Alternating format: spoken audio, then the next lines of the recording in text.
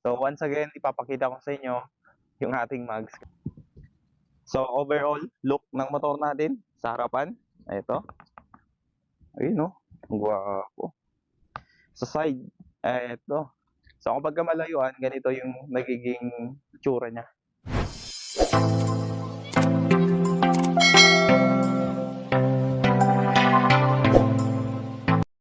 Ngayon lang tayo nakapag-video kasi yung ating motor kasi pinapintahan ko yung kanyang mags. Tuloy-tuloy na sana tayo mag-video kaso nga lang yung gulong natin pinagawa ko sa shop. Hindi tayo nakapag-video dun sa pagpipintura kasi yun nga yung time naman na magpipintura sana tayo ano tayo, meron tayong pasok. So hindi tayo nakapag-video. So yung ginawa natin noon Friday night binaklas ko na yung dalawang mugs, then yun, pinunta namin dun sa shop. Sinabi ng ng painter, hihintayin lang namin ng isang araw. So ang sabi ko naman, wag niyang i-rush kasi kapag i-rush kasi, 'di ba, hindi magiging maganda, hindi magiging pulido yung pagkakagawa. Ayoko naman ng gano'n kasi siyempre first time kong ipapinta yung yung aking mugs. So eto, ipapakita ko yung resulta sa inyo. Bali ganito siya.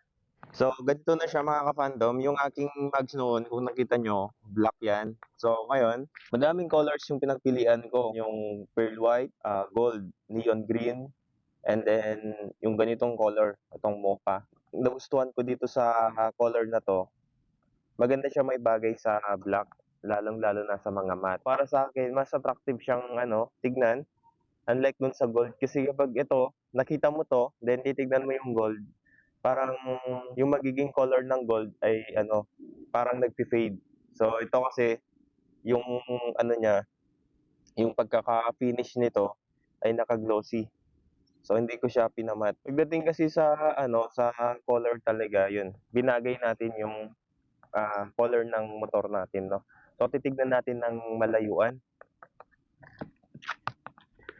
So yan, kapag malayuan, ganyan yung forma niya. Napakaganda.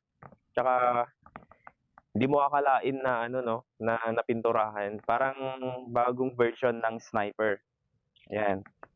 So gano'n din dito sa sa likod. Tsaka makikita natin talaga dito yung pagkakagawa, napakapulido, ayan. Tsaka yung ginamit na dito na pinta is yung Ansal. Kapag Ansal kasi mas original yung yung magiging color niya. At the same time, ito kasi pagka sa lamig or init, ayan, maganda pa rin siya. Tsaka kadalasan kasi sa mga ganitong bakal, Ansal talaga yung ginagamit. Sa mga plastic naman, ito kadalasan K92 yung ginagamit. Yung nagastos natin dito, 1,300. So dalawang na yan, dalawang pares na yan sa harap at saka dito sa likod. Kasama na dun yung labor, materyales, lahat yun. So ito, ipapakita ko sa inyo yung unang ginawa niya. So dito naglagay muna siya ng mga cards, then kailangan niyang kailangan niyang lihain yung bawat mags, yung bawat kasulok-sulukan niya.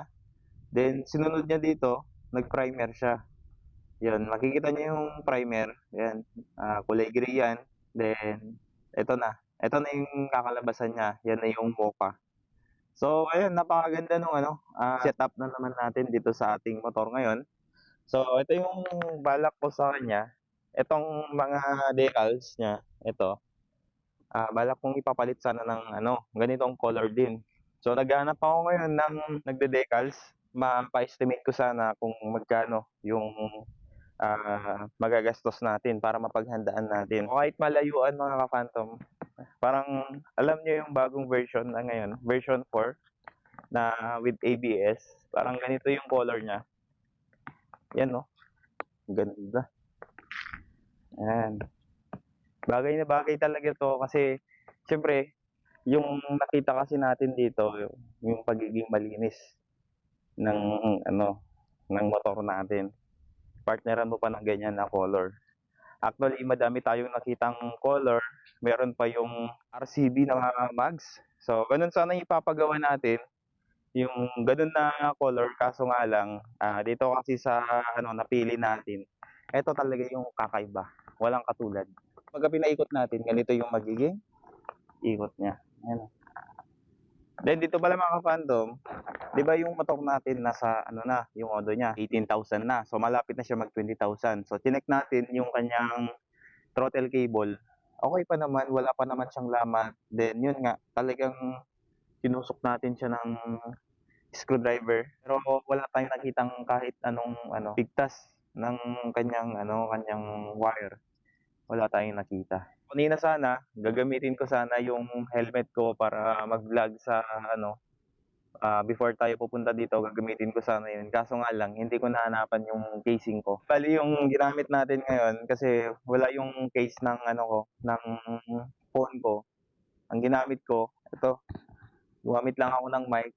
So ewan ko dito sa mic ko kasi parang ano yung boses ko dito, nag-iiba. Hindi katulad dun sa mismong mic ko sa helmet ko na maganda, mas nagiging natural yung boses ko dito.